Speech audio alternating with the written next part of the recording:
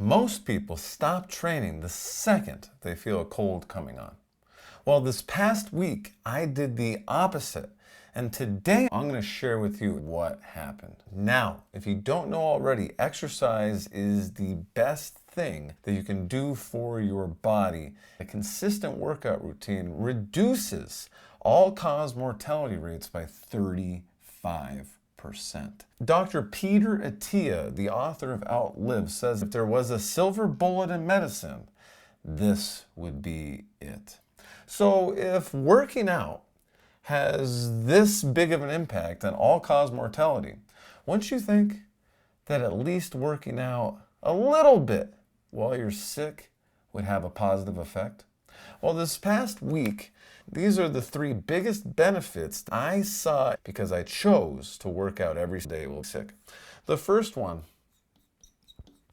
is my energy levels. My energy levels went from not even feeling like getting out of bed in the morning to putting my running shoes on, grabbing my dog, and going out for a short 1 to 2 mile run, completely changing the trajectory of my day. My energy levels went from at best a 3 to a 7 or an 8, elevating me throughout my day. Now, by the time nighttime came around, we all know that when we're sick, at least for me, I tend to feel worse. My energy levels did dip. But without coffee, just by working out in the morning, I elevated my energy levels. By the end of the week, I went from dragging myself out of bed to feeling completely normal. Number 2, the severity of my illness. I never felt terrible, and my sickness didn't get worse. There was definitely a low point from the standpoint of like the worst day of feeling sick, but even on that day I was able to get out there and run, and I felt immediately better after because I'm sending oxygen into my body. I'm oxygenating my brain. I'm oxygenating the parts of my body that need to heal while being sick. When you work out, you're decreasing inflammation in your body. You're elevating your mood. You're busting those stress hormones by creating endorphins. So my illness severity stayed in check. I'm not saying if you have pneumonia, you should get outside and take a run. What I am saying is if you are feeling sick, instead of being like, oh my God, I probably shouldn't work out, still work out, just do less. Take a walk, get your body moving, because when you work out, you are supporting your immune system in response to illness. Number 3, strength gains. You know that when you get sick or when you travel or you make some other excuse to not work out for a week, 2 weeks, 3 weeks, a month, whatever, and you get back into it and you have either lost what you gained before, or at the very least you've lost momentum. Well, because I decided to work out the entire week I was sick, by the end I was lifting heavier than before. So what's the takeaway? Get sick and lift? No. The point is, instead of losing what I had built, because I kept going, I saw gains, even though I was sick. I would have been happy just maintaining strength, but I still stuck to my lifting and workout routine. I was able to continue building muscle while being sick. So why is this important? Well, when you even lightly move, you are boosting your lymphatic flow and immune response to help protect you and help you fight off illness.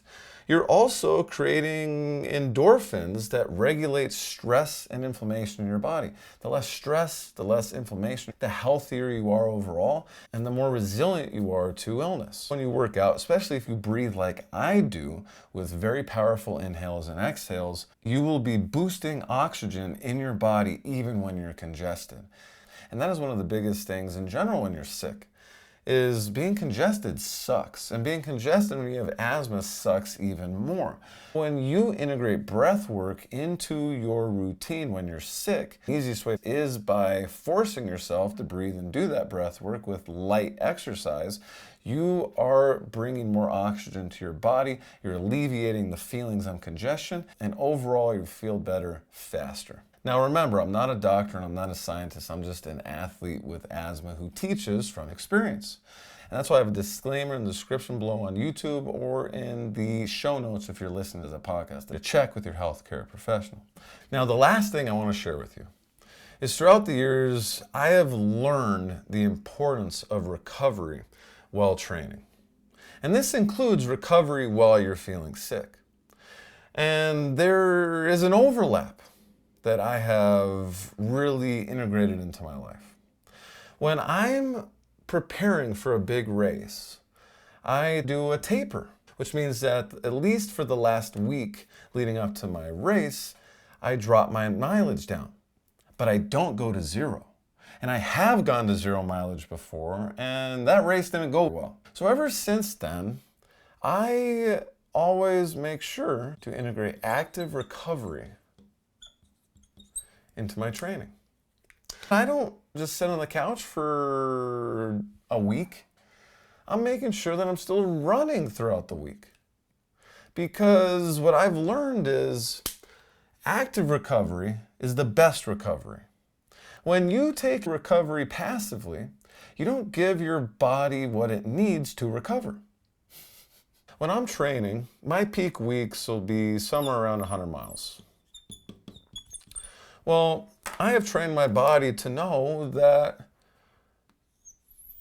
100 miles is the most work it's going to have to do in a week. So when I drop from 100 to 0, or if I drop 100 to 0 miles, my body's real confused. It doesn't know what to do with itself. It really has no idea what the heck's going on. But when I drop from 100 miles to 50, I'm actually promoting recovery because my body actually is preparing as if it's going to run 100 miles because it thinks that that's what's coming. When it goes to 0, it's like, what the heck is going on? But when I cut my miles in half for a week, my body still thinks he might be running 100 miles this week. We better make sure that we're repairing his muscles enough. We better make sure that he has enough energy. So by moving my body less, my body actually recovers as if it's recovering from a 100-mile week, but it's recovering from a 50-mile week. My body's healing even more. Same thing with being sick. If you all of a sudden stop working out altogether, your body isn't being told that it needs to do any recovery. We're basically telling our body, hey, I'm still doing the thing. I need you to repair my muscles. I'm just not doing it as much. While sick, you're telling your body, I'm still active. I need you to repair these things. You're telling your body, it's time to repair, help me recover these other things. It's important we don't go from 100 miles to 0. We go from 100 miles usually to 50 to 20 to 30.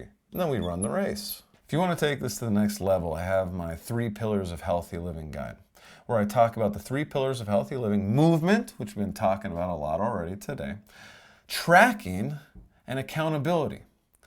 By integrating these 3 pillars into your life, which is going to take you less than 1 or 2 minutes to read, you're going to start living happier and healthier. I'll see you in the next episode.